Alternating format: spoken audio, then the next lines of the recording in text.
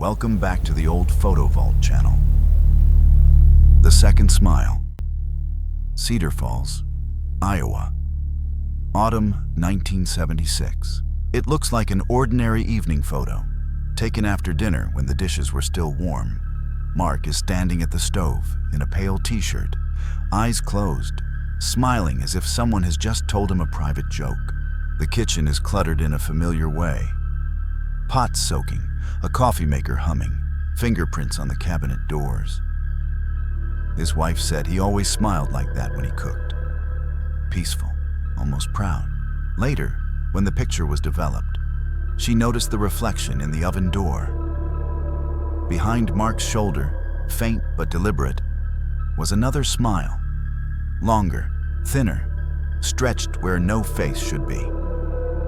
She told herself it was glare, or steam, or the cheap camera. But Mark died 3 weeks later, suddenly, in that same kitchen. The oven door still reflects something when it's dark, smiling patiently, as if waiting for its turn to step forward. The window for the unclaimed. Davenport, Iowa. Winter 19. The photograph was meant to show the shop window on Main Street, crowded with baby dolls arranged neatly for the holidays. Their porcelain faces were clean, their tiny hands lifted as if waving. A hand-painted sign inside the glass read, "Hospital." The letters careful and hopeful, meant to comfort passing mothers. People stopped to admire how lifelike the dolls were, how patiently they waited. Only later did anyone notice the one in the center that didn't belong. It wasn't hanging like the others. It stood behind the glass, faint and upright, its shape soft and blurred, as though the camera had hesitated. No one remembered the shop ever selling dolls without faces. The owner, Mrs. Calder, lost her infant that winter during the influenza outbreak. She kept the display unchanged for years. In the photograph, the faceless figure appears closer to the glass each time it's reprinted, as if waiting to be chosen or finally taken home. The price on the sign. Pine Bluff, Arkansas. Summer 1974. The photograph shows a young woman smiling at a self-service gas pump, one hand resting lightly on the nozzle, as if she's paused mid-errand. The prices are painted boldly above her head: 48.9, 49.9. Numbers so ordinary they feel comforting. Her name was Linda Mae Carter, and her sister said she loved small routines. Filling the tank herself, wiping the windshield, waving at passing cars. The afternoon was hot, the kind that made time feel slow and generous. When the film was developed, a shape appeared in the pump's glass casing. It looks like a man standing too close, his outline pale, his face turned toward Linda's back. No one remembered anyone else being there. 2 months later, Linda was killed on a rural road just outside town. Her car found empty, engine still warm. The gas station closed years ago, but the old photograph remains. The prices never change. The figure never moves. Linda is always smiling, seconds before something finishes arriving behind her. The dress she saved. Albany, New York, Christmas Eve, 1958. The photograph shows Eleanor Wright sitting carefully on the sofa, the Christmas tree glowing beside her. She wore the mauve dress she had saved for years, the one she said was too nice for ordinary days. Her hand is lifted toward her earring, as if someone just called her name from across the room. The cushions are plump, the presents still wrapped, the house caught in that calm hour before guests arrive. When the picture was printed, her sister noticed the faint shape near the hem of the skirt, just left of the tree. It looks like a small figure, half-formed, pressed into the fabric as if standing behind it. Eleanor had lost her first child in winter, years earlier, and never spoke of it except to say she disliked quiet rooms. Eleanor died the following spring. The dress was never worn again. In the photograph, the shape remains, always tugging gently at the folds, as though asking her to stay seated a little longer. The Woman Who Waited. New Orleans, Louisiana. August 1934. The photograph was taken on a narrow porch behind a boarding house, where laundry hung in the heat and the river air never quite moved. The woman sits with her hands folded, wearing a light dress meant for summer. Her posture is careful, almost polite, as if she expects company. At first glance, it looks like a trick of shadow that hides her face. Closer, the face is there, but wrong. Pale, smoothed, with dark hollows where expression should settle. The landlady said her name was Clara Bell, a seamstress who rented the back room and rarely went out during daylight. She claimed her skin couldn't tolerate the sun after an illness. When the photo was developed, the photographer noticed something unsettling. The doorway behind Clara is deeper than it should be, stretching inward, darker than the house allowed. Clara died later that year, alone in her room. The porch remains. Some say if you stand there long enough, you feel watched. Not from the doorway, but from the chair, waiting patiently to be filled again. What stayed between them? Toledo, Ohio, December 1962. They asked the photographer to hurry because the tree lights were warming the room and making the air smell faintly metallic. Ruth sat close to Daniel, close enough that their shoulders touched without either of them adjusting. They had been married 6 months. This was their first Christmas away from both families. The tree behind them was new, aluminum white, shedding softly onto the rug. In the photograph, their faces look calm, almost distant, as if they are listening for something outside the frame. A pale, vertical blur cuts between them, thin as breath on glass. Daniel later said it was just the flash reflecting off the lens, a common flaw. Ruth never liked the picture. She said it felt crowded. Daniel died the following winter in an accident on the turnpike. Years later, Ruth noticed the blur seems to lean closer to her than to him. It never touches either face. It simply remains, holding the space he left open. The empty niche, St. Louis, Missouri. November 1947. No one remembers photographing the wall. The caretaker said the camera was meant for records, a simple inventory of names and dates after the flood seeped into the lower vaults. Concrete niches lined the corridor, each sealed, each labeled in neat black letters. The air smelled of lime and damp paper. Nothing moved. In the developed photograph, one compartment is open. Inside it stands a figure, pale and incomplete, as if assembled from dust and breath. It is roughly human, roughly child-sized, with no clear features, only the suggestion of a face turned outward. The nameplate below the opening belongs to Lillian Worms, buried 10 years earlier after a winter illness. The caretakers swore the niche had been sealed that morning. Records confirm it. When they returned with tools, the compartment was closed again, concrete intact. The photograph remains. The niche looks empty now. But the dust at the bottom is disturbed, as if something stepped out, then thought better of it. The place she sat, Des Moines, Iowa, Christmas morning, 1971. They set the camera on the coffee table and trusted it to behave. The tree had been trimmed late the night before, tinsel still shedding onto the carpet, presents stacked unevenly beneath the lower branches. Anne knelt beside the dog because he refused to sit alone, his collar catching the light. She closed her eyes at the wrong moment, already smiling, already tired. When the photograph came back, no one mentioned it right away. Between Anne and the tree, there was a narrow blur, upright and faint, like breath held too long in cold air. It seemed to press gently against her shoulder without touching. Her mother said it was probably smoke from the lamp. Her father said old film did that sometimes. Anne moved out the following spring. The dog died the year after. The house was sold, the tree discarded, the photo kept in a drawer. The blur remains. It still sits where Anne left space, patient, as if Christmas never quite finished there. The Wait Above the Cross, near Santa Fe, New Mexico, 1939. The chapel had been closed for years when the photograph was taken, its doors swollen shut, its air heavy with dust and old prayers. Light still entered through the narrow, cross-shaped window, cutting the room into careful halves. Broken stones lay beneath it, as if something had already fallen and been left there.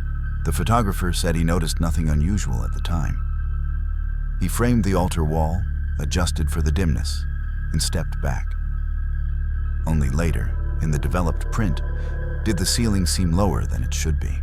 A pale form stretches across the curve above the cross, thin and uneven, like a body pressed flat against the plaster from the other side. It has no clear face, only a suggestion of shoulders and a bowed head. The chapel records mention a monk who died during repairs, trapped in the loft when the ceiling gave way. In the photograph, the stones remain on the floor. Whatever pressed down from above never finished coming through. The column that leaned back. Mammoth Cave, Kentucky. October 1978. They paused for the photograph because the guide said this column had been growing for thousands of years and deserved a moment. Claire rested her hand against the cool stone, amused by how smooth it felt, how solid. The cave smelled faintly of damp cloth and lantern oil. Someone laughed behind the camera and told her not to move. When the photo was developed, the column looked thinner than it should have, stretched, almost soft at the edges. Claire's hand did not seem to rest on it so much as sink slightly in. Just behind the stone, barely visible, was a darker shape, bent at the waist, copying her posture too closely. The guide later mentioned a surveyor who vanished there in the 30s, last seen measuring a formation that was never mapped. Claire stopped visiting caves after that. The photograph stayed in an album. Over time, the column appears to lean more toward her, as if remembering the warmth of a hand and expecting it to return. The One Who Never Turned Around. Springfield, Illinois, March 1941. The photograph was taken to show efficiency. Two women in a church kitchen, sleeves rolled, supper already halfway done. Pots waited on the stove, plates dried in neat rows, the radio wire trailing uselessly along the wall. Helen stood at the sink, apron tied carefully, doing what she always did best, finishing things quietly. No one asked her to look back. When the print came back, the pastor noticed a third shape at the counter. It stands where the wall should be, just behind Helen, darker than shadow. Shaped like a woman paused mid-task. Its back is turned, the posture exact. The apron line repeated, as if copied from memory. The other woman swore she'd been alone at that sink. Helen died later that year, suddenly, while washing dishes after a funeral meal. The kitchen was cleaned, repainted, modernized.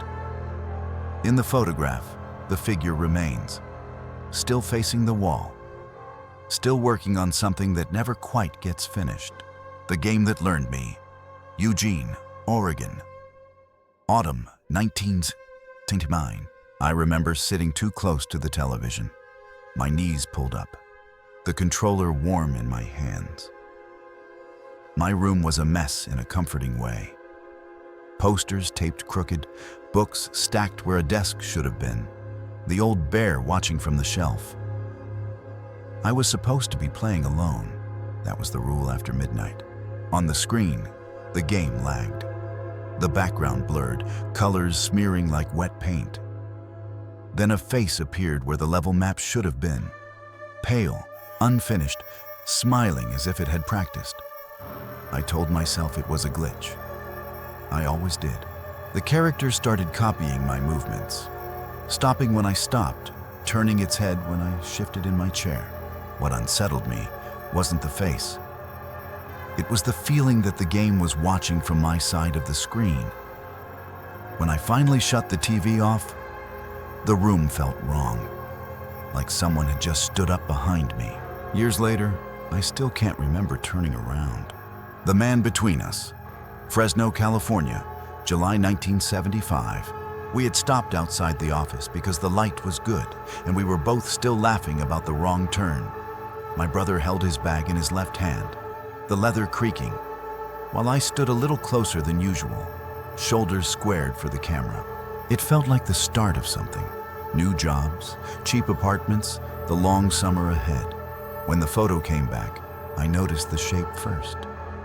Between us, faint and upright, was the outline of another man. Not fully there, his face washed pale, his chest marked by a darker shadow that didn't belong to either shirt. He stood exactly where the space had felt crowded when we posed. My brother said it was a double exposure. He said that once, and never again. He died that winter. Sudden and clean, no time for goodbyes. I kept the photograph. Over the years, the figure between us seems clearer than either of our faces. It stands closer to me now, as if I was always meant to walk away alone. The space he left open. Bath, England, 1912. The room was kept ready long after it stopped being used. The brass bed was polished each week, the sheets smoothed until they held no memory of sleep. On the pillows rested a small framed photograph and a book set face down, as if someone had only stepped away. When the picture was taken, the family said it was meant to show how carefully everything had been preserved.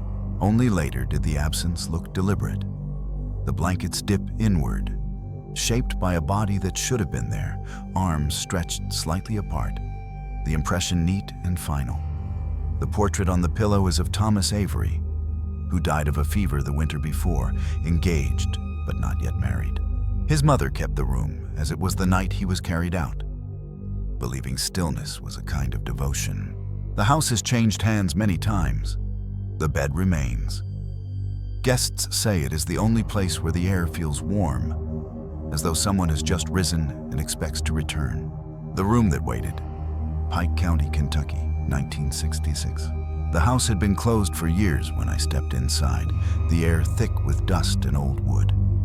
Someone had left the furniture where it last made sense. A table pushed slightly off-center, chairs angled as if a conversation had just paused.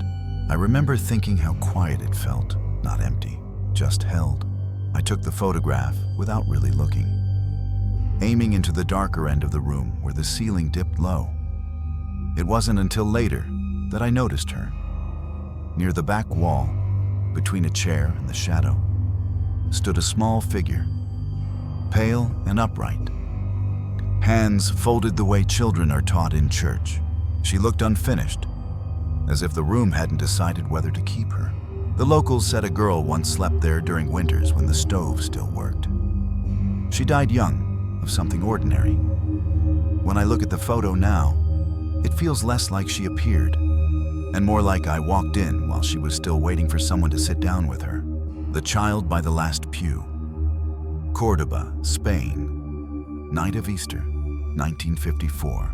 The church was empty, except for the echo of my footsteps and the soft smell of wax that never quite leaves old stone. I had come in only to rest, to sit where the pews dipped slightly from years of waiting bodies. The altar lights were low, leaving the corners unfinished, as if the building had forgotten to look at itself.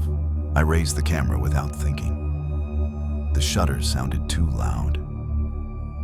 It was only later, at home, that I saw the child near the last pew. Small, pale, standing where the shadows should have been deepest. The face was calm, almost practiced, like someone used to being quiet for long stretches of time. The records say a boy once wandered in during Mass decades earlier and was never found again. What unsettles me is not that he appears in the photograph. It's that he's looking toward the altar, as if the service is still going on, and he's waiting for someone to finally turn around and notice him. The night we didn't go home, Los Angeles, California, summer 1953. I remember the heat first, the way it clung to our jackets and made the garage smell like oil and dust. I was laughing when the camera flashed, caught mid-turn with my purse tucked under my arm, pretending I wasn't nervous.